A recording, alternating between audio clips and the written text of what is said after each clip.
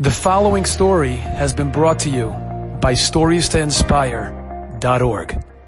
Sometimes we feel that we're trying, we don't see any success, and that's why we tend to give up. There's a wonderful Rav in Monsey, Rav Daniel Koren. He recently told me a very interesting episode that happened with him. He's very involved in Kiruv. At one time he was flying back from Eretz Yisrael. Sitting right next to him on the plane was a fellow, a non-religious Israeli fellow.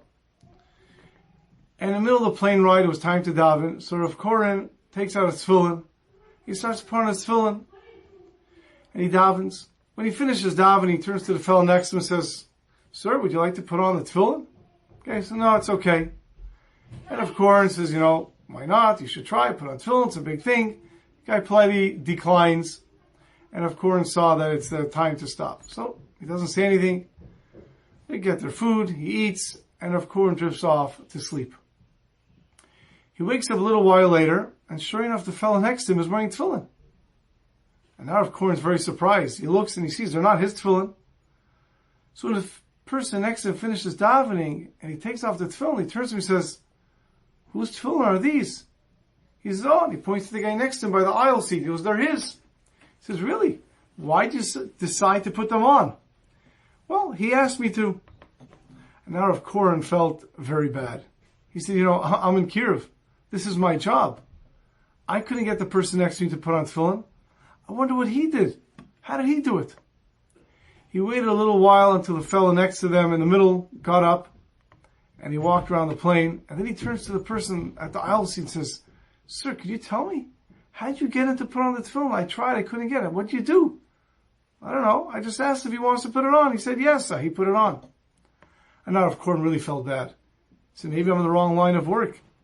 I'm in Kiruv and I couldn't get the guy to put it on. And the guy next to him, just like that.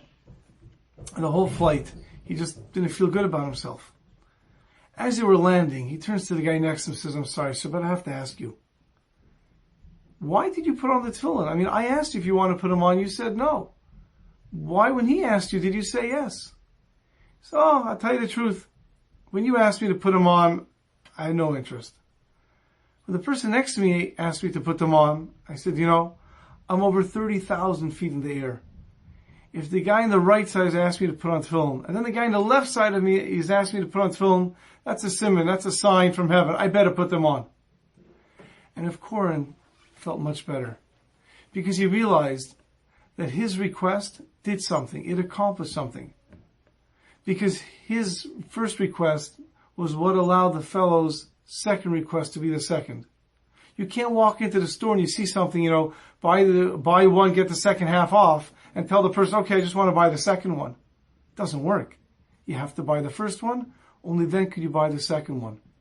Same thing here. This fellow would not have put them on if he wouldn't have been asked by two different people.